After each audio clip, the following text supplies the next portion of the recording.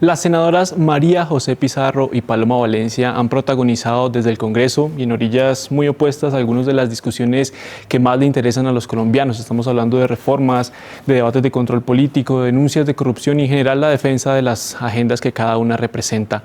Por eso mismo han sido calificadas en varios rankings como algunas de las congresistas mejor calificadas o con mejor desempeño del país. Y también son dos de los personajes del año que escogió El Espectador para este 2024. Y hoy están con nosotros en la redacción del Espectador para hablar de esos y varios temas más. Senadoras, bienvenidas y muchas gracias. Muchísimas gracias. Vamos Gracias por la invitación. a empezar a hacer un balance rápido de este 2024, que aún le quedan un par de semanas en el Congreso, pero que básicamente ya está terminando. Si quiere, senadora Pizarro, ¿cuáles fueron esos logros principales de su agenda que logró consolidar en este año? Pues bueno, no, lo primero es el haber podido presidir el Congreso de la República, y lo digo como un logro.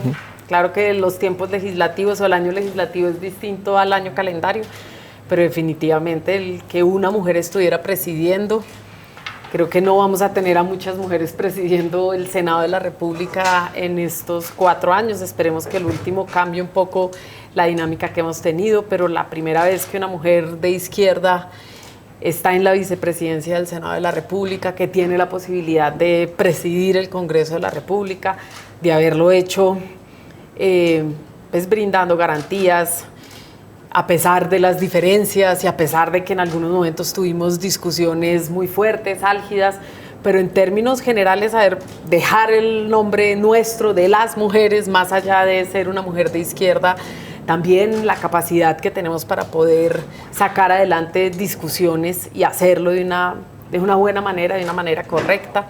Evidentemente, pues hay unos logros que son colectivos, que son los logros del gobierno, del cual yo hago parte, y algunos que evidentemente también son individuales. Para nosotros muy importante en términos individuales haber sacado adelante la democratización en la línea de ascensos de la policía. Este es un proyecto de ley que trabajamos con el senador Inti Asprilla y con el representante David Racero. Lo sacamos adelante, fuimos acompañados por la mayoría de las bancadas. Esto es un paso más hacia la dignificación de la fuerza pública. Implica que un patrullero pueda llegar a ser comandante de la policía, oficial de la policía. Yo creo que esto, en términos inclusive de su propio valor y de entender que pueden seguir avanzando en la carrera, es muy importante.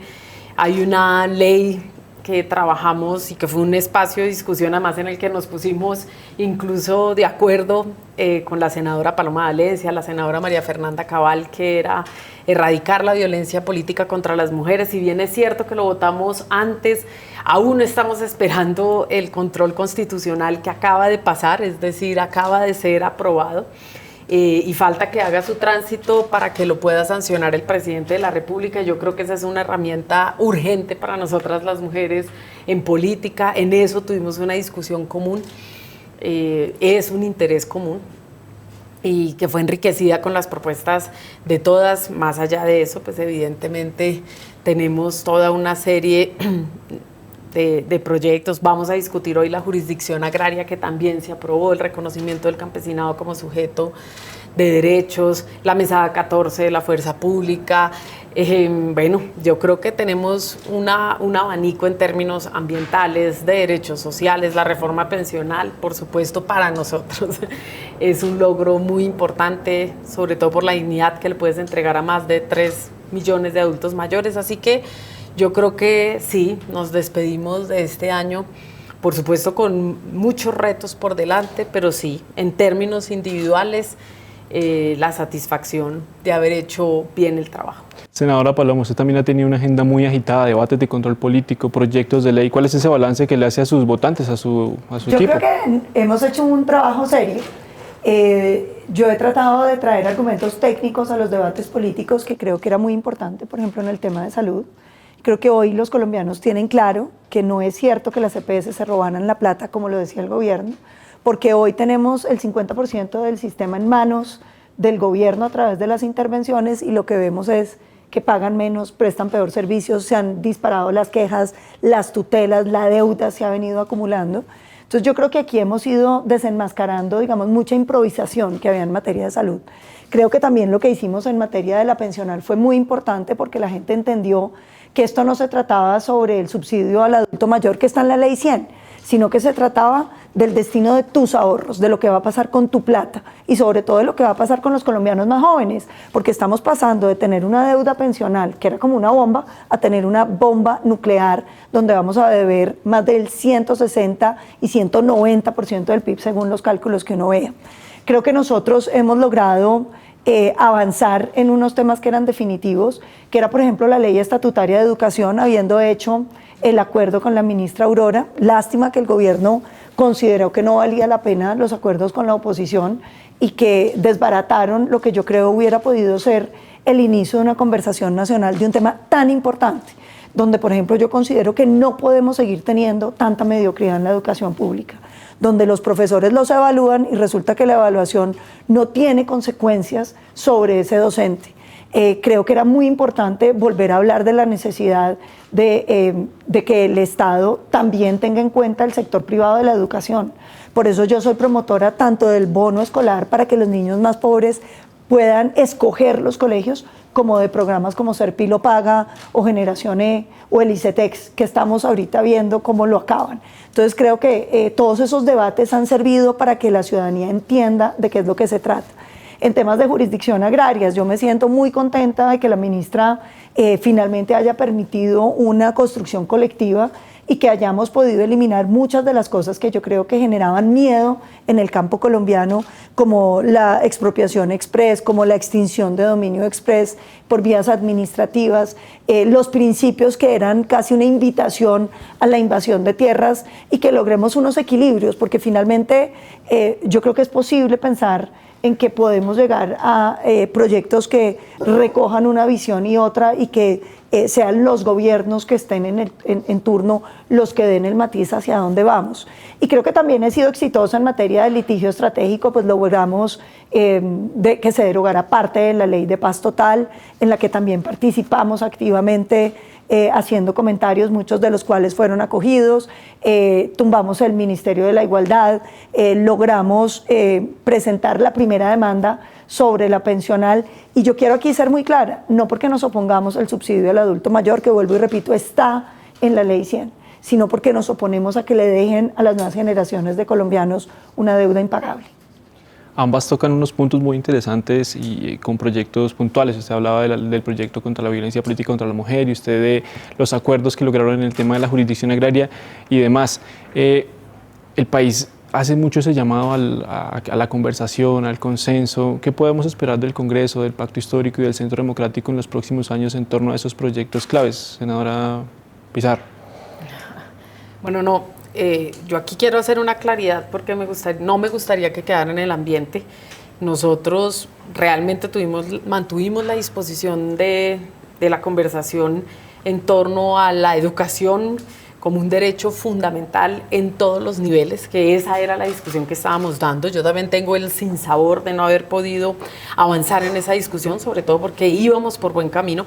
Ahora, lo cierto es que nosotros fuimos informados por parte del senador David Luna en su momento de que ellos se apartaban de la discusión, y por lo tanto nosotros podíamos presentar nuestra ponencia, cosa que sucedió. En fin, en eso ya quedan las dos versiones sobre la mesa, y la gente pues básicamente tendrá que sacar las conclusiones. Eso fue lo que sucedió en mi oficina, pero independientemente de eso, lo cierto es que hoy los jóvenes no tienen que pagar matrícula para entrar a la universidad, y eso es gracias a la ley de gratuidad en la educación superior, que es un logro del consenso al interior del Congreso de la República. Lo digo porque fui autora y ponente, pero también evidentemente un empeño de este gobierno por sacar por lo menos ese punto y esa oportunidad para que los jóvenes puedan construir su proyecto de vida. Evidentemente tenemos muchos otros aspectos en los cuales tenemos que seguir avanzando, pero aquí hay un avance importante. Yo creo que se viene evidentemente un periodo fundamental. Creo que ya tenemos mucho más claro en qué puntos podemos llegar a consensos, en cuáles definitivamente pues hay distancias, nos separan modelos distintos de país que cada uno de los sectores políticos defiende. y ahora, y lo que tenemos hoy es un Congreso mucho más democrático, y yo creo que esa es una ganancia para la sociedad colombiana. Antes lo que hemos tenido muchísimas veces, estando unos en la oposición, otros en el gobierno, nosotros siempre en la oposición, es que había una aplanadora que sencillamente se imponía. Hoy tiene que haber mucho más debate, porque nadie puede imponerse absolutamente sobre la visión del otro, y lo que existe es la posibilidad del debate y de la discusión. Por eso cada uno puede presentar sus puntos de vista, defenderlos, y yo creo que eso es una ganancia para la sociedad colombiana. Desde mi punto de vista, hoy están puestas sobre la mesa distintas visiones de país. Hay unas claridades de qué puntos son los innegociables para cada uno de los sectores políticos, y lo que tenemos es la oportunidad en este año, antes de que inicien formalmente las campañas políticas, pues ojalá poderle dejar al país un acumulado en derechos sociales, que yo creo es el empeño nuestro. Por supuesto que nosotros queremos ir muchísimo más allá, pero poderle decir al país: miren, estos fueron los logros de un gobierno que tuvo la voluntad de gobernar de manera mucho más, en sintonía, midiéndole el pulso a la nación, como dirían por allí, con los colombianos y las colombianas. Yo creo que se vienen tiempos de álgidos debates, eso también tenemos que decírselo a la ciudadanía. No va a ser una discusión serena y tranquila, porque todos estamos defendiendo nuestros puntos de vista, el modelo de país que defendemos, nuestros logros, nuestras metas, y por supuesto vamos a tener una disputa electoral en el 2026, porque legítimamente todos los sectores quieren o bien volver a gobernar, o en el caso nuestro, pues tener un segundo envión de un gobierno progresista.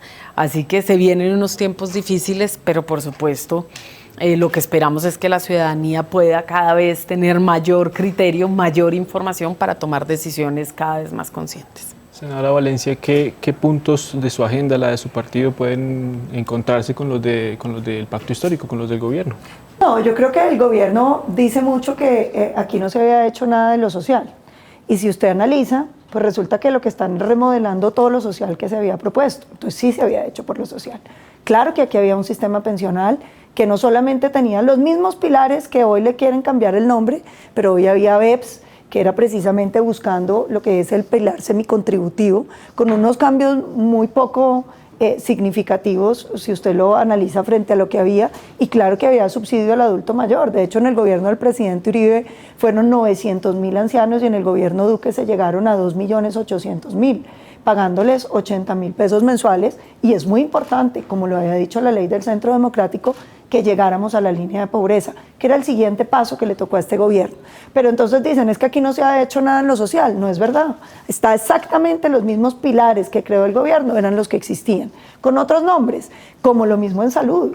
Digamos que todos aquí hemos venido buscando un sistema de salud con cobertura. Lo que es muy extraño es que para solucionar un problema de población rural dispersa, de regiones apartadas, que hoy no tienen cobertura en agua potable, en electricidad, en educación, entonces uno haya decidido destruir un sistema que estaba funcionando bien. Y lo mismo, si usted se pone a mirar, no es que nos hayan traído unas ideas pues que revolucionan a Colombia, no, son modificaciones de esfuerzos de política social que se vienen haciendo sostenidamente en Colombia. Entonces, en eso nos encontramos, por supuesto que sí, porque es que el país tiene una deuda social muy grande, tiene hoy 5.700.000 colombianos que están en pobreza extrema y que están esperando oportunidades para salir adelante. Pero nos separamos mucho en el odio que expresa el pacto histórico contra el sector privado. Nosotros creemos en los sistemas mixtos, nosotros sí creemos que tiene que haber una educación pública, pero al lado una educación privada, y que el Estado tiene que jugársela porque las dos salgan adelante, y creemos que los prestadores de salud deben ser públicos y privados, y que el Estado debe cuidar esa pluralidad. Y creemos que tiene que haber también en materia pensional unos fondos privados y unos fondos públicos, y que sea el ciudadano, finalmente usted, el que decida, que el Estado no sea el que escoja por uno, porque es que eso se vuelve muy antipático para el ciudadano. Y lo que sí ha probado la historia del mundo es que la competencia mejora los servicios, mejora la calidad, mejora el precio, mejora el acceso. Y quiero referirme un poco, digamos, a algunos aspectos que me parecen muy importantes. La senadora María José dice que nosotros fuimos los que nos corrimos del acuerdo. No, nosotros hicimos un acuerdo para la comisión que se votó, que después al gobierno, al presidente no le gustó, y entonces querían un nuevo acuerdo. Pues bueno, eso ya no hacía parte, digamos, de las conversaciones, y tal vez si hubiera habido muchísimo más tiempo hubiera sido posible, pero ya estábamos donde estábamos. Pero lo que yo sí creo que es muy importante para el país es pues definir para dónde vamos, porque yo sí creo que, por ejemplo, cuando uno ve lo que le están haciendo al ICETEX, que es eliminar la posibilidad de que la gente pueda escoger entre la educación pública y la privada, pues le están quitando oportunidades a los colombianos. Y sobre la política de gratuidad, esa la inició el gobierno del presidente Duque. Ustedes recordarán que se sacaron todas las políticas de gratuidad, y el efecto no ha sido el esperado. Todo lo contrario, lo que ha pasado es que la población de más ingresos se ha ido pasando a las universidades públicas, y hoy, cuando uno mira las estadísticas, el 70% de quienes presentaron las pruebas saber de estratos 1 y 2 están pagando universidades privadas. Y eso habla, digamos, de que fue una política que se hizo con buena intención, pero que no ha funcionado de la manera como se quería, porque lo que terminó fue desplazando a la población más pobre del acceso a la educación y obligándola a pagar. Y cuando usted se entera que además están atacando el ICETEX, pues uno se pregunta, ¿y cuál va a ser el destino de los colombianos más pobres que hoy ya estaban yendo a universidades privadas? Entre otras cosas, van a universidades privadas porque hay menos paros, porque las carreras duran menos, porque les garantiza que se van a graduar en el tiempo que tienen dispuesto. Entonces, yo creo que estas discusiones en torno a cuáles son las cosas que queremos para Colombia son muy importantes, pero sobre todo es muy importante que el ciudadano entienda de qué se tratan los debates, porque yo sí diría que no es preciso decir que en Colombia no había política social hasta que llegó el pacto. Me gustaría, senadora, que se refiriera un poco a lo que dice la senadora Valencia, y es, ¿usted considera que el pacto histórico y que el gobierno tienen una especie de batalla, de guerra, de odio, decía la senadora, contra el sector privado, contra EPS, contra fondos privados de pensiones, etcétera? No, definitivamente me alejo completamente de esa posición, porque es como decir que solamente hay un sector político que defiende a la fuerza pública, hay un solo sector político que defiende el empresariado, hay un solo sector político que puede establecer un diálogo con los sectores productivos y empresariales de este país, con los sectores privados de este país, y eso no es mentira, eso no es verdad, perdón. Nosotros no solamente hemos establecido un diálogo, que por supuesto es la primera vez que conversamos en torno a esos dos modelos de país que han existido en Colombia, y estamos llegando a acuerdos. Aquí hay un diálogo, no siempre es sencillo, pues por supuesto que no siempre es sencillo, pero lo cierto es que nosotros no estamos en contra del empresariado, todo lo contrario, lo que queremos es un país de propietarios, donde todo no se concentre alrededor de unos sectores económicos que lo condensan absolutamente todo, sino que nosotros podamos inclusive diversificar la economía, y en eso hemos venido avanzando muy seriamente. Nosotros no estamos en contra de los fondos privados de pensión. Ahora, lo que sí creemos es que la mayoría de los colombianos que trabajaron toda su vida y que hoy tienen que vivir o bien de la informalidad o bien de la solidaridad familiar o en la mendicidad, pues tienen derecho a un mínimo de dignidad en su vejez, que los jóvenes tienen derecho a estar, por supuesto, han hecho que se les garantice una educación pública. Si pueden acceder a la privada o quieren acceder a la privada, bienvenida, pero no puede ser que los recursos estatales, que son de todos y de todos, se vayan mayoritariamente para financiar las instituciones privadas en detrimento de las instituciones públicas de nuestro país. Por supuesto que nosotros en ese sentido pues planteamos una distancia, y lo hemos hecho. Por eso criticábamos en su momento Serpilo Paga y luego Generación E, porque nosotros queremos el fortalecimiento de la educación pública en nuestro país, que es muy buena, y si no la gente con recursos no se iría precisamente a la educación pública, sino haría lo que podría hacer, que es pagar perfectamente una carrera universitaria privada. Aquí lo que queremos es que la gente pueda elegir, pero con un mínimo de igualdad de condiciones. Tampoco podríamos... O sea, nosotros no queremos andar el camino donde sencillamente nos señalan a nosotros como enemigos del sector privado, cuando nosotros no somos enemigos del sector privado. Todo lo contrario, creemos que podemos establecer un diálogo franco, un diálogo tranquilo, encontrar acuerdos en lo que sea posible, y yo creo que en eso podemos avanzar tranquilamente. Aquí nadie quiere destruir la empresa privada, todo lo contrario. Todo lo contrario, pero queremos que hayan mejores condiciones laborales. Dicen, dice la senadora Paloma Valencia, por supuesto que habían políticas sociales en este país no lo suficientemente fuertes, y si no, no tendríamos los índices de pobreza que hemos tenido históricamente en este país. Y hay un consenso hoy en que eso hay que cambiar. Bueno, será logro también de que un gobierno progresista llega, y es que los temas sociales ya son un asunto dentro de la agenda de este país. Nosotros hemos en estos 2 años sacado a 2.900.000 personas de la pobreza y de la pobreza extrema. Y esto es más de lo que hicieron el gobierno de Santos y de Duque en 4 años. Y yo creo que eso hay que reconocerlo. Hay cosas que hay que reconocerle a este gobierno. Puede que no estén de acuerdo en todo, pero hay logros importantes de este gobierno, y yo creo que podemos seguir avanzando por ese camino. Lo cierto es que hoy ya no puede negar, nadie puede negar que los temas sociales son una realidad. Preguntémosle a la gente si el sistema de salud es el mejor sistema que han tenido, el mejor posible. Y yo estoy segura que la gente te va a decir no, cuando tienes una enfermedad grave en el Bichada y tienen que trasladarte en avión, cuando es todo un problema, cuando la gente se muere por enfermedades que podrían haberse evitado porque no hemos tenido un enfoque serio en la salud preventiva, cuando la gente tiene que esperar días y días, meses para que le autoricen una cirugía, para que le autoricen algún procedimiento médico o una cita con un especialista. Puede que no sea el peor que exista en el mundo, pero yo creo que los colombianos podemos aspirar al mejor sistema de salud posible, y nosotros ponemos una propuesta sobre la mesa, y las propuestas están ahí para debatirlas y para poder llegar a unos consensos. Y así han salido las reformas de este gobierno. Las reformas no han salido exactamente como nosotros las planteamos al llegar. Pusimos nuestra propuesta sobre la mesa, y en el camino se van discutiendo, se van debatiendo, se van acogiendo propuestas de distintos sectores políticos, y al final tenemos una reforma para el país en aspectos que definitivamente necesitan una reforma. Que la salud, que las pensiones necesitaban una reforma es innegable, porque lo cierto es que hay millones de personas que hoy tienen que vivir de la mendicidad. Entonces hay que preguntarle un poquito más a la gente, no es solamente con base en cifras, en datos exclusivamente. Las cifras y los datos son necesarios, pero también son importantes lo que percibe y lo que vive la gente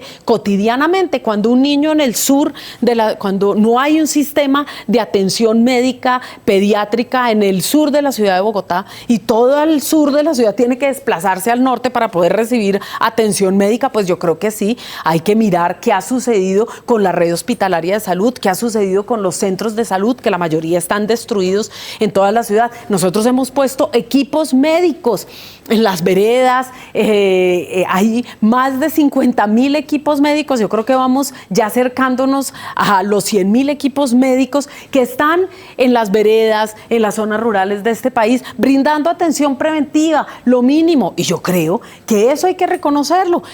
Y así como en esto, en distintas materias. Por supuesto que podríamos haber avanzado mucho más. Hemos avanzado más, y hoy tenemos un sistema social que está puesto sobre la mesa. Hoy es tema de debate, y si no, otros sectores políticos no estarían hablando de ello. Casi que uno podría decir, uy, hombre, nos estamos leyendo las agendas. Pues muy bien que podamos hablar ya seriamente sobre las garantías sociales que tienen, a las cuales tienen que tener derecho los millones de colombianos y de colombianas.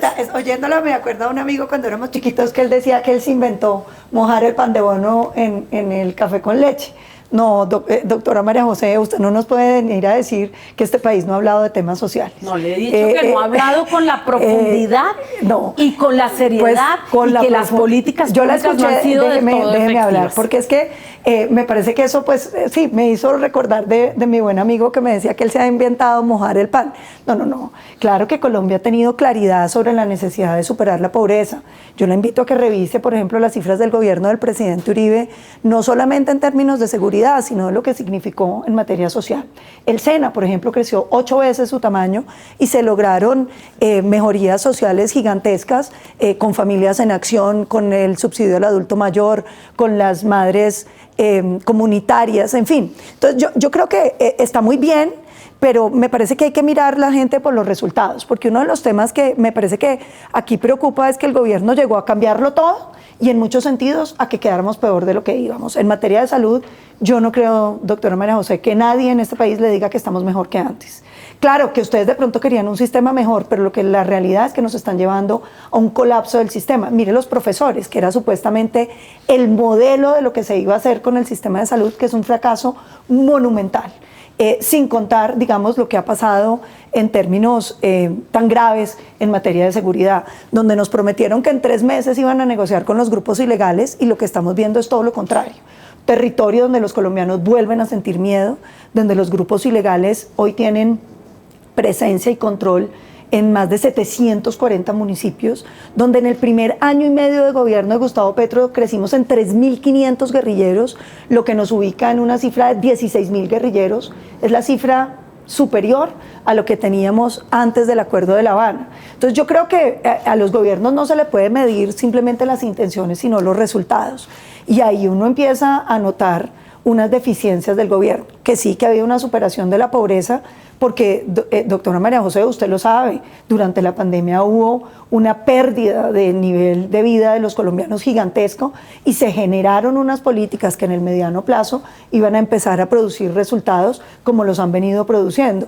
Pero digamos que uno diga que es que el país vino a hablar del tema social, entonces porque había sistema de salud con cobertura total, porque había BEPS y porque había subsidio al adulto mayor y porque había madres comunitarias y porque había jardines infantiles y porque se ha hablado tanto de la jornada única escolar. Entonces yo creo que aquí hay que entender que todos los gobiernos han hecho esfuerzos sociales, de pronto no a la velocidad que el país necesita, y crítica que también le cabe a este gobierno, no a la velocidad que el país necesita, y que tiene mucho que ver con un asunto que no es menor, que es la corrupción, que tampoco ha mejorado en su gobierno, como usted bien lo sabe hoy que estamos viendo estos escándalos, que no quiero dedicarme a eso, pero un poco decir pues que todos los problemas colombianos llegaron a su solución en este gobierno y que es la primera vez que hablamos de asuntos sociales cuando estamos reformando todas las políticas que ya existían sobre los asuntos sociales, pues me parece que no, que desconoce un poco la historia del país, que es lo que yo siento que en muchos sentidos le pasa al pacto,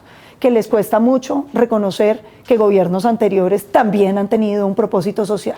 Se nos va acabando el tiempo, pero tenemos varios temas ahí pendientes. Quisiera que ustedes lo hablaban ahorita, se viene un 2025 muy polarizado y el 2026 va a ser igual. ¿Qué puede esperar el país de ese debate político entre oposición, oficialismo? ¿Habrá alguna forma de que no entremos en una campaña pues tan agresiva, senadoras?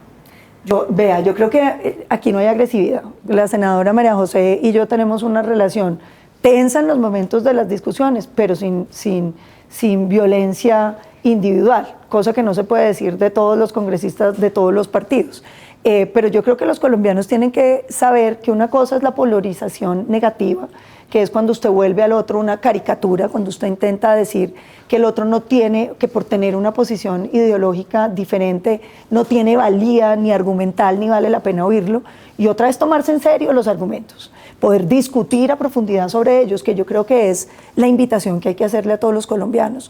Los problemas sociales son difíciles y sus soluciones son difíciles, y uno debe huir a las varitas mágicas, y las varitas mágicas en general arrancan diciendo es que todos los demás son malos y por eso nosotros que sí tenemos la voluntad vamos a solucionarlo todo. Yo creo que hay que hacer el esfuerzo de escuchar a profundidad qué es lo que se propone, cuáles son las diferencias y elegir adecuadamente. Colombia no necesita elegir simplemente un presidente, necesita elegir un buen presidente y eso depende del colombiano. Pues bueno, yo coincido en que el debate tiene que ser sobre argumentos y no sobre la descalificación del otro, la caricaturización del otro. Es decir, aquí necesitamos debates sobre un modelo de país sin desconocer los logros. Nosotros no desconocemos lo que hicieron gobiernos anteriores, tenemos una visión distinta de país y la defendemos. Y es una visión de país que no había gobernado hasta este momento. En términos democráticos, eso ya es un avance importantísimo, porque por lo menos tenemos alternancia democrática, que era algo que en este país básicamente no existía. Se alternaban los unos, los otros, iban cambiando de partidos. Lo cierto es que hoy hay una visión que nunca había gobernado y ha gobernado y está gobernando. Y eso nos implica a todos retos comunes, es decir, a la sociedad colombiana. Implica que tenemos retos comunes. Por supuesto que la agenda social hoy está sobre la mesa, como la agenda de seguridad. Es más, yo creo que en términos de lo que por lo que podríamos iniciar un gran acuerdo nacional sería por encontrar cómo conciliar los dos modelos de seguridad. Porque podríamos irnos a las cifras del pasado, que también tuvieron errores en términos de seguridad y descalabros y despropósitos en materia de seguridad. Inclusive, hoy tenemos las cifras que tenemos porque la decisión de un gobierno fue echar para atrás lo que implicaban los acuerdos de paz en su momento. El hospital militar, por ejemplo. En el 2017 había disminuido en un 97% el número de miembros de la fuerza pública lesionados, heridos en medio del conflicto armado. Bueno, evidentemente cuando el camino es la guerra, pues el camino es la guerra y eso tiene un costo de vida en vidas humanas enorme, y quienes viven las consecuencias de eso son precisamente quienes están en los territorios e inclusive en las ciudades en medio del fuego cruzado, y frente a la llegada de un tercer ciclo de violencia todos tenemos que reaccionar.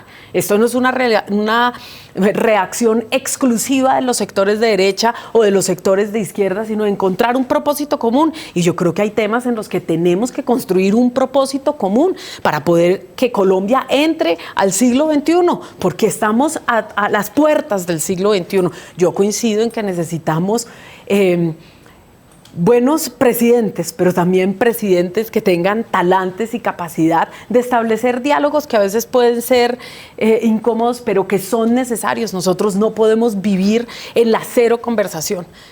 Hoy lo que nosotros tenemos son dos visiones que se anteponen, es normal, están ahí, pero tenemos que encontrar en algunos puntos propósitos comunes porque tenemos que sacar este país adelante. Entonces no es que gobierne mi sector, es cómo vamos a hacer para que mi sector no desconozca completamente al otro sector político o a las distintas visiones de país que hay. Y lo cierto es que podemos llegar a una campaña completamente polarizada en términos de la descalificación personal, es decir, casi que el Twitter puesto en la campaña, o podemos llegar a una campaña seria, con argumentos, donde se presenten de manera clara las distintas propuestas y visiones de país, y cómo inclusive podrías llegar a acuerdos con los otros sectores políticos para que todos nos sintamos parte de la nación colombiana, porque si no, pues la nación la gobiernan unos y el resto del mundo, como dirían popularmente, está en la mala, o sencillamente tenemos capacidad de construir esos puentes de comunicación. Yo creo que nosotros tenemos la capacidad de construirlos, que hay dentro de los otros sectores políticos también la capacidad de establecer esos puentes de comunicación, pero no se va a hacer si es con base en el ataque sobre las personas y no la confrontación de las ideas. Y dependiendo de quién esté en el partidor, vamos a tener uno u otro escenario, y ojalá los colombianos de verdad pongan de presente y en primer lugar al país y podamos tener un debate sobre los argumentos. Pero cerremos con eso que ustedes mencionan. Ya están hablando de partidor, de 26, de presidenciables. Ambas están en esas encuestas, ya están sonando. Senadora Pizarro, empecemos con usted. ¿Se va a lanzar esa candidatura? ¿Cómo va a ser ese proceso interno en el pacto histórico? Nosotros no podemos responder a los afanes o al mismo proceso que tienen los sectores de derecha o los sectores más outsider, así sean de derecha. Nosotros tenemos un proceso individual que tenemos que cuidar. Nosotros estamos construyendo la unidad del pacto histórico, poderle entregar un bloque, o sea, poder construir un bloque progresista fuerte en el país, y la unidad hay que cuidarla, porque si no la unidad no llega. Y nuestra principal responsabilidad es cuidar eso en términos de coherencia política, de lo que queremos, de madurar inclusive nuestra propuesta para podérsela ofrecer a los colombianos y a las colombianas. Estamos gobernando, eso implica que tenemos un doble reto porque evidentemente hay que hacer las cosas mejor, hay que revisar qué es lo que podemos mejorar, hay que avanzar mucho más fuerte en lo que estamos haciendo bien. Eso implica también escuchar distintos sectores de la sociedad que pueden darnos claves importantes y por lo tanto nosotros tenemos que cuidar nuestro propio proceso, pero no es el momento de lanzar campañas anticipadas. Yo creo que lo que tiene que hacer el progresismo es construir esa unidad y presentar una candidatura única del progresismo y en ese momento podremos llegar con muchísima más tranquilidad a la contienda electoral. Senadora Palomo, si está un poco más de lleno en esa carrera, ya tiene una precandidatura, ¿qué podemos esperar de esa campaña y si habrá alianzas en su sector? Yo creo que, claro, tiene que haber alianzas y yo creo que el país tiene que buscar entender que en este barco vamos todos. No hay un barco para la derecha y un barco para la izquierda, es un solo país y tiene que haber lecciones de este gobierno. Por ejemplo, en cómo se ejerce la oposición. Esta oposición no ha salido ni a tumbar al presidente Petro, ni a atravesársele, ni a hacer paros. Y yo creo que una de las reglas de la democracia es que no se saboteen los gobiernos que se eligen. Uno los puede criticar, uno puede tratar de hundirle los proyectos, pero hay que tratar de entender pues, que como país tenemos que avanzar. Yo creo que es más fácil cuando uno piensa en Colombia dentro de 30 años, dentro de 50 años, y tal vez esa Colombia que ve María José o que veo yo se parecen muchísimo más. Y entonces si nosotros podemos hacer acuerdos sobre lo que queremos en el futuro, es más fácil devolvernos y construir eso que necesitamos para llegar allá. Yo estoy convencida de que Colombia necesita fijarse metas en el horizonte.